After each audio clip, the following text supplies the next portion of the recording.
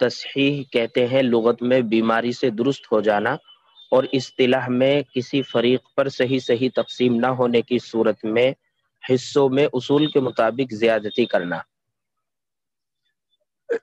تصحیح مسائل میں 7 اصول کی ضرورت پڑتی ہے، 3 ان میں سے عدد رؤوس اور سہام کے درمیان جاری ہوتے ہیں، اور 4 عدد رؤوس کے درمیان جاری ہوتے ہیں۔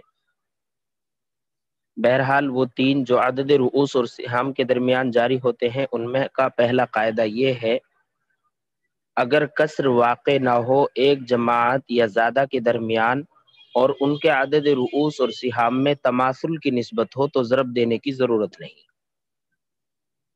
اگر کسر واقع نہ ہو ایک جماعت یا زیادہ کے درمیان اور ان کے عدد رؤوس اور سہام میں تماثل کی نسبت ہو تو پھر اس صورت میں ضرب دینے کی ضرورت نہیں ہے۔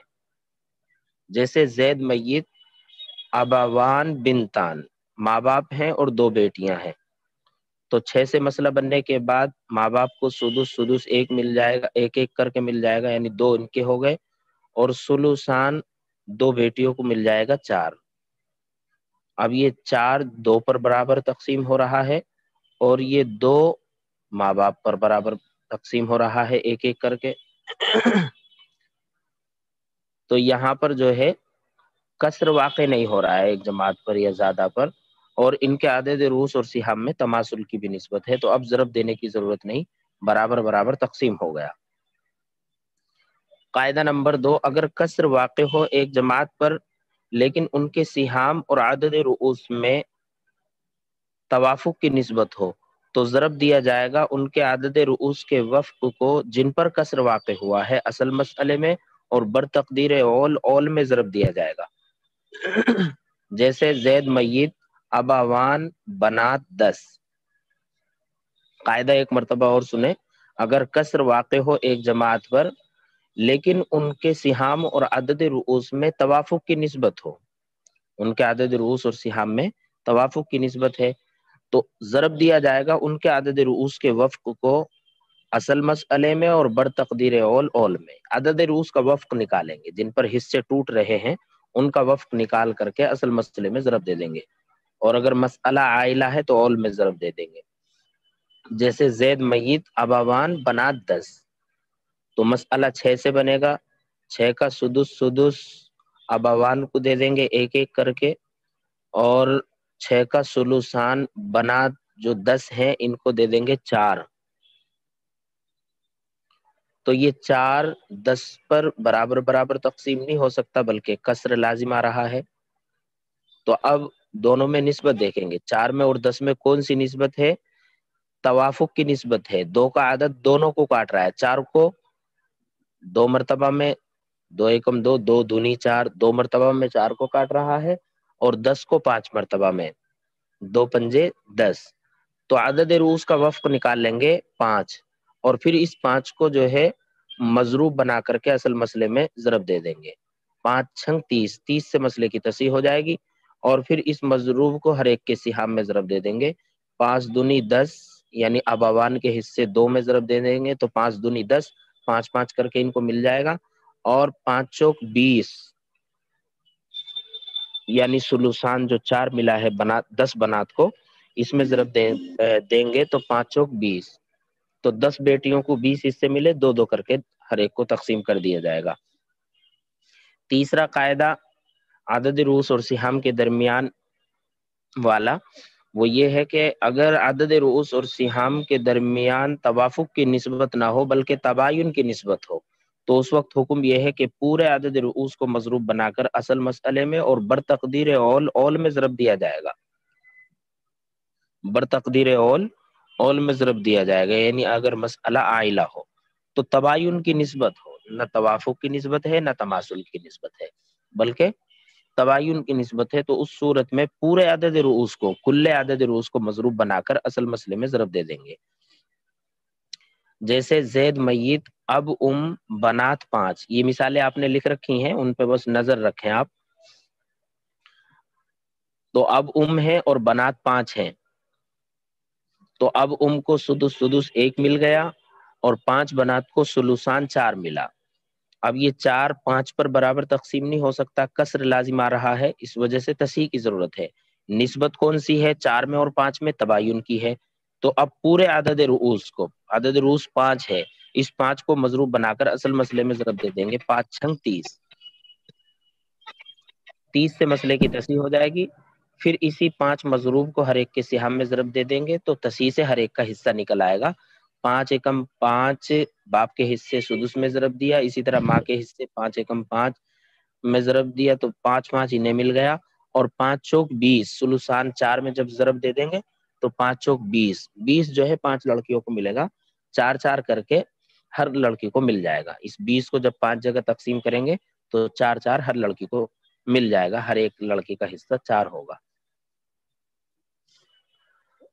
وَأَمَّا الْأَرْبَعَةُ فَأَحَدُهَا أَن يَكُونَ الْكَسْرُ عَلَى طَائِفَتَيْنِ أَوْ أَكْثَرَ۔ اب تصحیح کے وہ 4 قاعدے بیان کر رہے ہیں جو عدد رؤوس اور عدد رؤوس کے درمیان ہوتے ہیں۔ تو تصحیح کے وہ 4 قاعدے جن کا تعلق عدد رؤوس کے درمیان سے ہے، مذکورہ تینوں قاعدوں کی رعایت کے بعد پہلے جو ہے تینوں قاعدے جاری کریں گے، عدد رؤوس اور سہام والے قاعدے جاری کریں گے، وہ میں مثال میں انشاءاللہ آپ کو سمجھاؤں گا۔ تو پہلے وہ 3 قاعدے جاری کریں گے، پھر عدد رؤوس والے قاعدے جاری کریں گے جو آگے یہ قاعدے آ رہے ہیں 4۔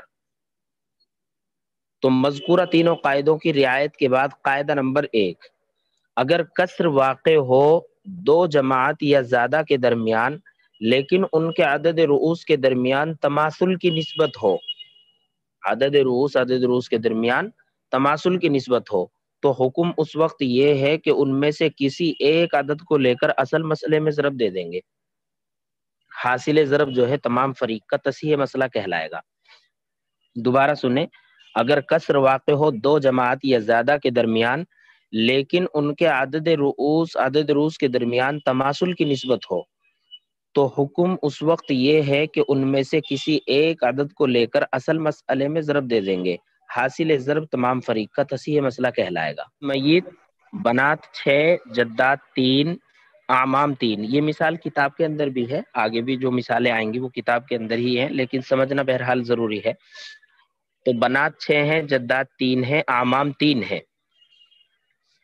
تو بنات کو جو ہے سلوسان ملے گا، 2 یا 2 سے زیادہ بیٹیاں ہوں تو سلوسان ہی ملتا ہے، تو سلوسان۔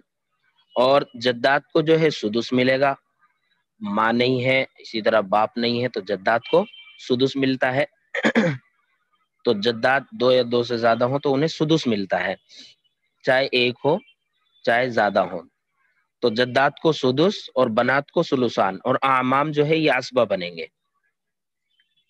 تو سلوسان اور سدس کے انضمام کی صورت میں مسئلہ بنے گا 6 سے، سدس اور سلوسان۔ تو سدس جو ہے تضیف کے اعتبار سے سب سے کم ہے، اس لیے 6 سے مسئلہ بنے گا۔ 6 سے مسئلہ بننے کے بعد 6 کا سدس جدات کو 1 دے دیں گے، اور 6 کا سلوسان بنات جو 6 ہیں ان کو 4 دے دیں گے، باقی بچا 1، تو یہ 3 اعمام کو دے دیں گے عصبہ کے طور پر۔ تو بنات کو سلوسان 4 مل گیا، جدات کو سدس 1 مل گیا، اور عصبہ کے طور پر اعمام کو بھی 1 مل گیا۔ یہ تو مسئلہ بن گیا۔ اب پہلے وہ قاعدے جاری کریں گے جو عدد رؤوس اور سہام کے درمیان ہے۔ پہلے تو یہ دیکھیں گے کہ مسئلے میں تصحیح کی ضرورت ہے یا نہیں۔ اگر برابر تقسیم ہو رہے ہیں تو تصحیح کی ہی ضرورت نہیں ہے، لیکن اگر کسر لازم آ رہا ہے، جیسے دیکھو یہاں 3 اعمام ہے اور انہیں حصہ 1 ملا ہے، تو 1 جو ہے 3 پر تقسیم کریں گے تو کسر لازم آئے گا۔ ایسے ہی جدات 3 ہے، انہیں 1 حصہ ملا ہے تو یہاں پر بھی کسر لازم آئے گا۔ ایسے ہی بنات 6 ہیں اور انہیں حصے 4 ملے ہیں، تو 4 کو 6 جگہ تقسیم کریں گے تو کسر ہو جائے گا۔ تو اب نسبت دیکھیں گے اور نسبت دیکھنے کے بعد جو ہے نسبت نکال کر کے پھر اگلے 4 قاعدے جاری کریں گے۔ تو ان میں گویا پہلا قاعدہ ہے یہ۔ تو 1 میں اور 3 میں اعمام 3 ہیں اور انہیں حصہ ملا ہے 1، تباین کی نسبت ہے، تو اس 3 کو اسی طرح محفوظ رکھیں گے۔ پھر اسی طرح جو ہے جدات 3 ہیں اور انہیں حصہ 1 ملا ہے، تو تباین کی نسبت ہے، 1 میں اور 3 میں تباین کی نسبت ہے، تو 3 کو یہاں پر بھی محفوظ کریں گے۔ 4 میں اور 6 میں توافق کی نسبت ہے، توافق کی نسبت ہے، اس لیے کہ دونوں دو کا عدد جو ہے دونوں کو کاٹ رہا ہے، 4 کو 2 مرتبہ میں اور 6 کو 3 مرتبہ میں، 2 دونی 4 اور 2 تیا 6، تو 4 کو 2 مرتبہ میں اور 6 کو 3 مرتبہ میں، تو عدد رؤوس کا وفق نکال لیں گے۔ عدد رؤوس کتنا ہے؟ 6، اس کا وفق کتنا نکلے گا؟ جب 2 سے ہم اس کو کاٹیں گے، 2 تیا 6، 3 نکلے گا اس کا، تو اس 6 کے اوپر جو ہے 3 ہم نے لکھ رکھا ہے۔ تو اب مجموعہ عدد رؤوس دیکھیں گے، جدات 3، اعمام 3 اور اسی طرح بنات کا بھی جو وفق نکلا ہے وہ بھی 3، تو مجموعہ عدد رؤوس جو محفوظ کردہ عدد ہیں وہ 3 3 3 ہے۔ تو اب قاعدہ کیا بتایا آپ کو کہ اگر تماثل کی نسبت ہے، عدد رؤوس اور عدد رؤوس میں تماثل کی نسبت ہو، تو اس وقت حکم یہ ہے کہ ان میں سے کسی ایک عدد کو لے کر اصل مسئلے میں ضرب دے دیں گے، اور حاصل ضرب تمام فریق کا تصحیح مسئلہ کہلائے گا۔ تو اب ان 3 میں سے کسی ایک کو لے کر کے مضروب بنا دیں گے اور پھر اس مضروب کو اصل مسئلے میں ضرب دے دیں گے۔ تو ان 3 میں سے جو ہے کسی ایک کو لے لو اور اس کو جو ہے مضروب بنا دو، جیسا کہ ہم نے 3 مضروب بنایا ہے، اور اس 3 کو جو ہے پھر 6 جو اصل مسئلہ ہے اس میں ضرب دیا ہے، 3 چھنگ 18، 18 سے مسئلے کی تصحیح ہوئی ہے،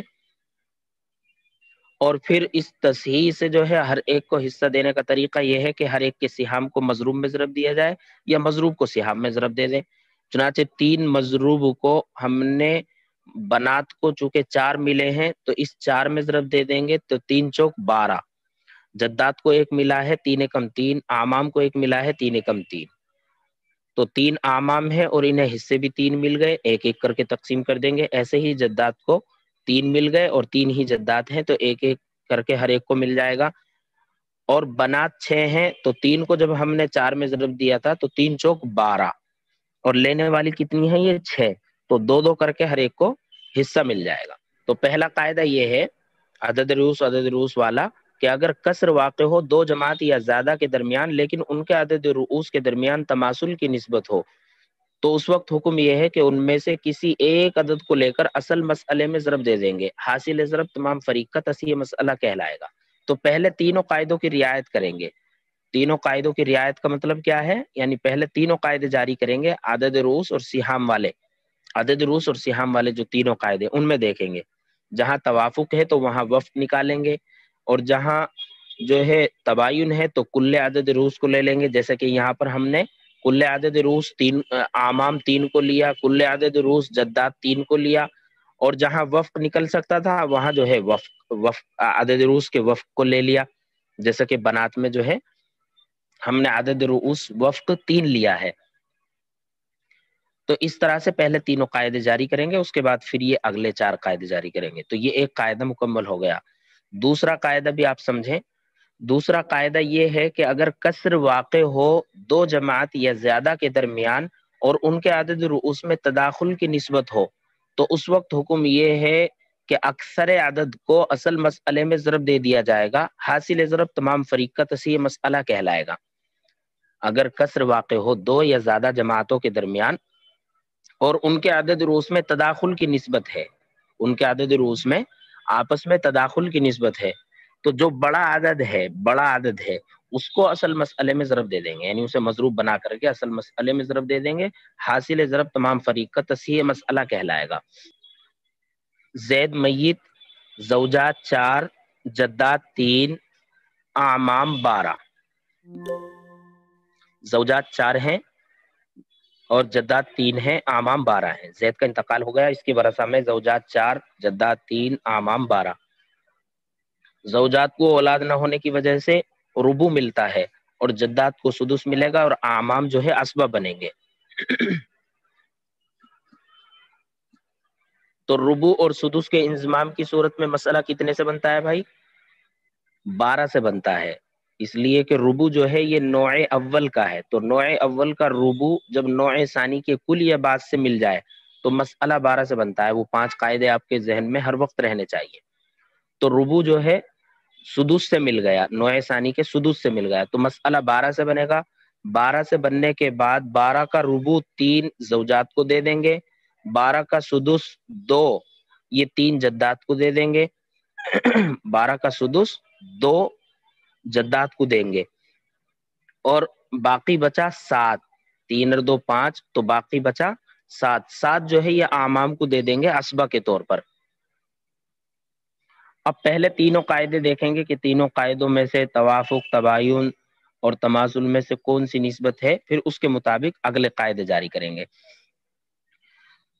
تو ایک صورت تو یہی ہے کہ یہ 12 اعمام ہے اور انہیں حصے ملے ہیں 7، تو یہ 7 جو ہے 12 پر بغیر کسر کے تقسیم نہیں ہو سکتا، تو تصحیح کی ضرورت ہے۔ ایسے ہی 3 جدات ہیں اور انہیں حصے ملے ہیں 2، تو یہاں پر بھی بغیر کسر کے تقسیم نہیں ہو سکتا۔ تو 4 زوجات ہیں اور انہیں حصے ملے ہیں 3، تو یہاں پر بھی بغیر کسر کے تقسیم نہیں ہو رہا ہے۔ تو اب جو ہے اس میں تصحیح کی ضرورت ہے، تو پہلے تینوں قاعدے جاری کریں گے۔ 12 میں اور 7 میں کون سی نسبت ہے؟ تباین کی نسبت ہے۔ 12 میں اور 7 میں تباین کی نسبت ہے، نہ تو یہ 7 12 کو کاٹ رہا ہے اور نہ ہی کوئی تیسرا عدد دونوں کو کاٹ رہا ہے، تو توافق بھی نہیں ہے اور تداخل بھی نہیں ہے اور تماثل بھی نہیں ہے، تو تباین ہے۔ ایسے ہی 3 اور 2 میں تباین ہے، 4 اور 3 میں بھی تباین ہے۔ تو عدد رؤوس اور سہام میں جب ہم نے نسبت دیکھی تو ان میں تباین کی نسبت ہے، تو کل عدد رؤوس کو ہم نے محفوظ کر لیا۔ کل عدد رؤوس کیا رہا پھر؟ 12، 3 اور 4، 4 زوجات، 3 جدات اور 12 اعمام، یہ کل عدد محفوظ رہا۔ اب عدد رؤوس کے درمیان جو قاعدہ ہے اس کو جاری کریں گے۔ 12 میں اور 3 میں کون سی نسبت ہے؟ تداخل کی نسبت ہے۔